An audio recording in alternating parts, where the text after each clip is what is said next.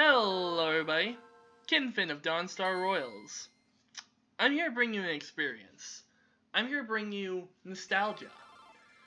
Updated nostalgia, but nostalgia. But I'm also here to bring you something else. As you can already tell, we're playing Pokemon Fire Red. And there's a good reason for this. But first, let me talk a little bit about my history with Pokemon. Specifically with Generation 1 and Kanto in general. When I was a kid, I lived in an apartment complex with lots of other people my age. Ignore that old save file. Lots of other people my age, and this was back when Pokemon was just getting started here in the States. Back when it was all the rage everywhere. You couldn't turn a corner and not meet someone who was holding something Pokemon on their person. It was great. Ignore the cats in the background. But yeah, it was great. It was amazing. But at the same time, during that period of time, I had to experience bullying because of my way of playing the game. Because when I was a kid, I didn't pick Charmander. I chose Bulbasaur because I liked Bulbasaur better. I got picked on for it a lot because everyone would insult me. Everyone would pick on me when we battled against each other. Because Charizard beats Bulbasaur. Everyone knows that. Real quick, I'm going to be playing as the girl character. Mainly just because I like this character a lot more, but also I have something else to talk about regarding why I'm doing this project at all. I am going to use the female version of my Kinfin identity.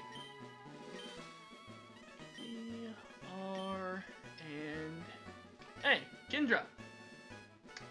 Alright, now, back to what I was talking about. There's a reason why I'm doing this project, and it's more than just the nostalgia factor. You see, I met someone on the internet. I met a associate, and they are currently doing a run-through of Leaf Green. However, I met them on the Red Nuzlocke forums. Yeah, you can see where this is going.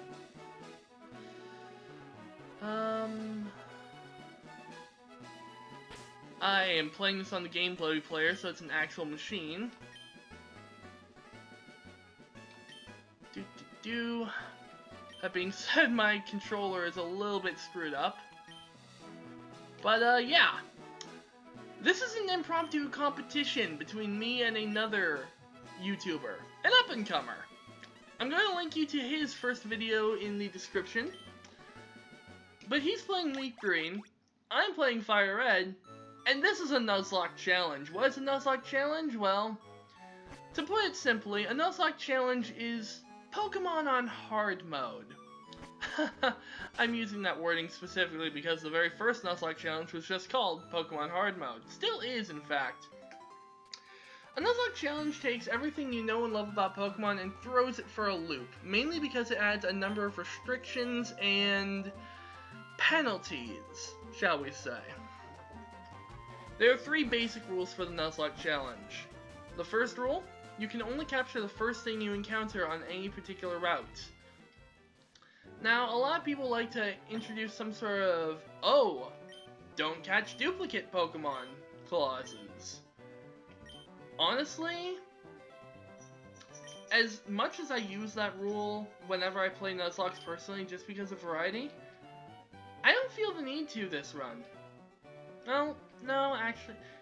Okay, this is kind of a last minute decision, but never mind, I am going to be doing Dupes Clause. That's rule number 1. Rule number 2, a simple one, you have to nickname everything. Rule number 3, though. Oh, that rule number 3. Hi, Bulbasaur. I'm sorry, I'm not going to be picking you this run. Rule number 3 of the Nuzlocke challenge. Hi, Squirtle. Let's put it this way. I'm doing this. I'm going to do something I've never done before either. I've never played or chosen Charmander. Ever. I did that mainly out of spite for the people who would bully me as a kid. But honestly, I wanted to do things differently. There's not a whole lot of fire types in the Kanto region, so let's go with Charmander. as far as nicknames go, well, I have a little thing that my wife recommended to me. I'm going to be using a random letter generator, and whatever letter comes up is going to be the first letter of my Pokemon's nicknames. So in this case, the letter Q. Okay, clearly we're getting into some fun right off the bat. Is there not a select button on the Game Boy player?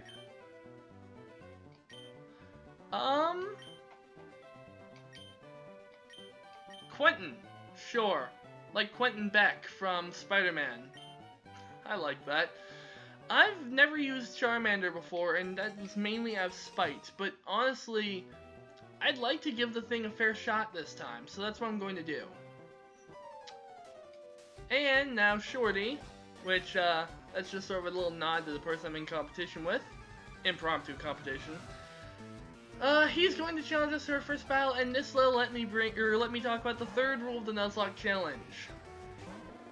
Rule number 3 of the Nuzlocke challenge: if something faints, it's dead.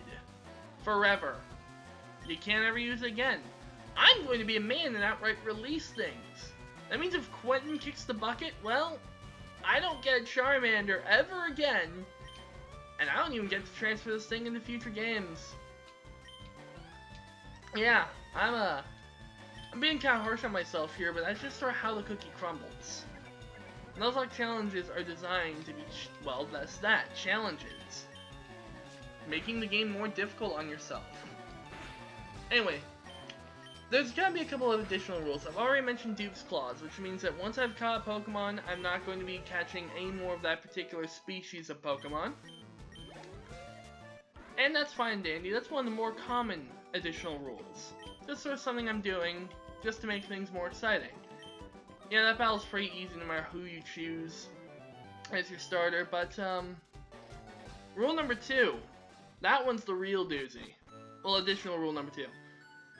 This is something I've started doing lately in my Nuzlocks just to give myself an extra challenge. And it's not something my impromptu competitor is doing, but it's something I'm doing. Something I like to do, honestly. I'm not going to be depositing Pokemon at all. I can only add something new to my team if something else dies first. I like this rule because it forces you to use Pokemon a little bit more than you normally would. It forces you to make hard decisions. It forces you to decide when you're choosing which Pokemon fit your team best. And it also forces you to make a commitment to those Pokemon. It forces you to commit to the choices that you make. I really like this rule. It's something I did on the fly a while back in Alpha Sapphire. I keep on almost calling it Alpha Ruby. It's something I did a while back when I was playing Alpha Sapphire, and honestly, it's become one of my favorite additional rules. I just really like that level of extra challenge, and I think that it adds something to the game. So that's gonna be extra rule number 2. So now you've got my 5 rules. Only catch the first new encounter of only catch the first new Pokemon of any particular route. Nickname everything I capture. If it's dead, it's gone.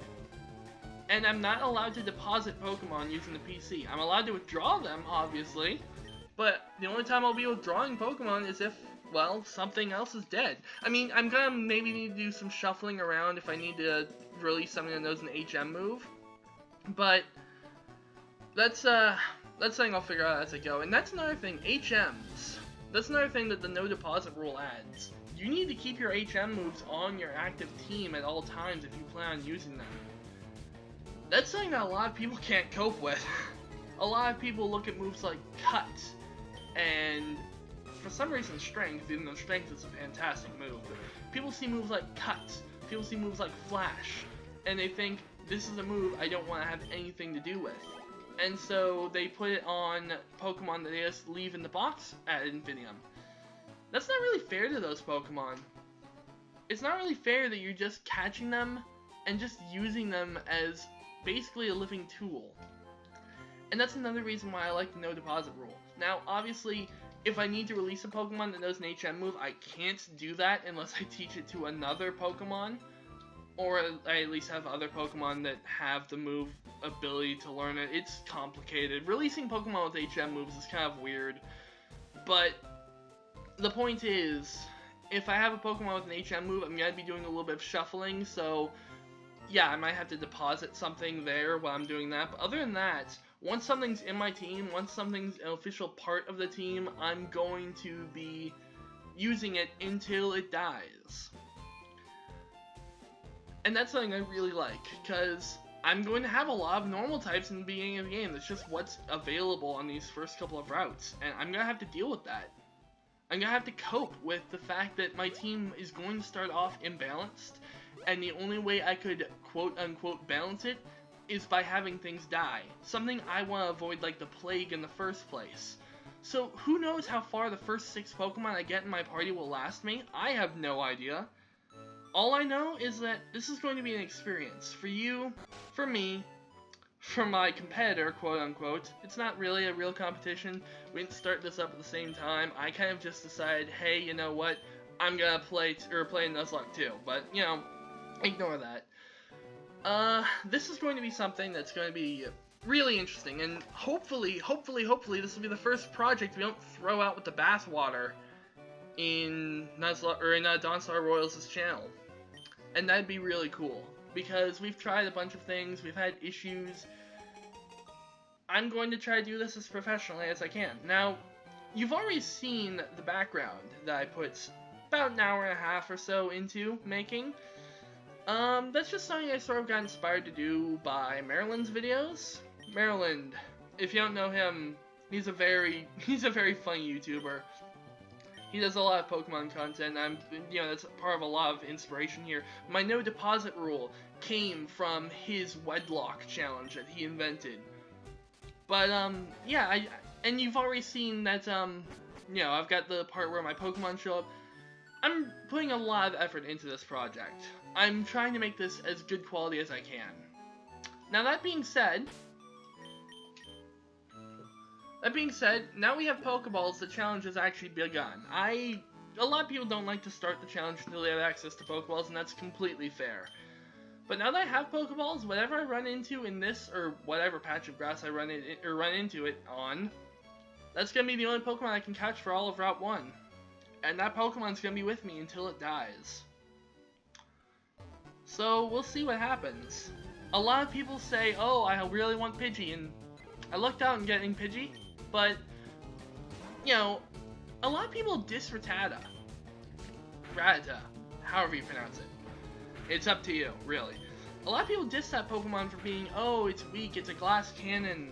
And, yeah, it is, but if I had gotten a Rattata, and I still could get a Rattata, in fact, I'm very likely to get a Rattata since they're one of the most common Pokemon in the game. But, the no deposit rule, it's something that forces me to sort of give Pokemon a fair chance, and I really like that about that rule. Now we've got another Pokemon here, we've got Pidgey, and I already ran the random letter generator. It does not like to fight, hides in tall grass, foraging for food and small bugs. Well, but you're gonna need to learn how to fight sooner or later. And the random number generator rolled a W for your name. So, let's see.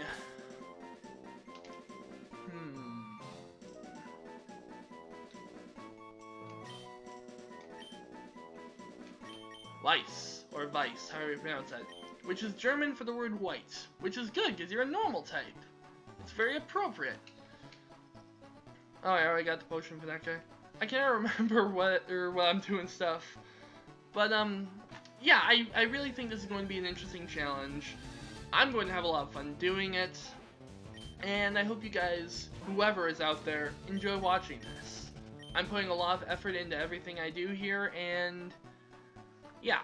Now, as far as editing goes, I'm going to be recording all my training on screen, but I'm not going to show it to you. Well, rather, I will show it to you, but I'm going to be showing it to you at an accelerated rate. Depending on if I actually get following on this, I might get some questions and answers going, but I'm going to be showing you sped up training, so you don't have to sit through all the grinding, and so I can prove that I'm being legit. But with that, that's going to bring us to the end of our first episode. I'm going to be keeping these episodes around 15 or so minutes. Now, there's going to be a whole lot of editing for this episode, but starting in the next episode, I mean, I'm going to want to be training Weiss before I do anything else, so we're going to see. We're going to see what happens with this challenge. I'm really looking forward to it. I hope you follow it, and I hope you go check out Shorty, Short Stuff.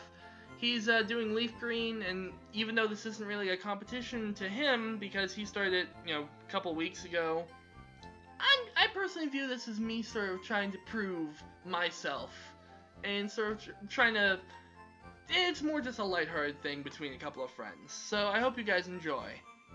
Until next time, I've been Kinfin, this has been Dawnstar Royals, and I will see you next time.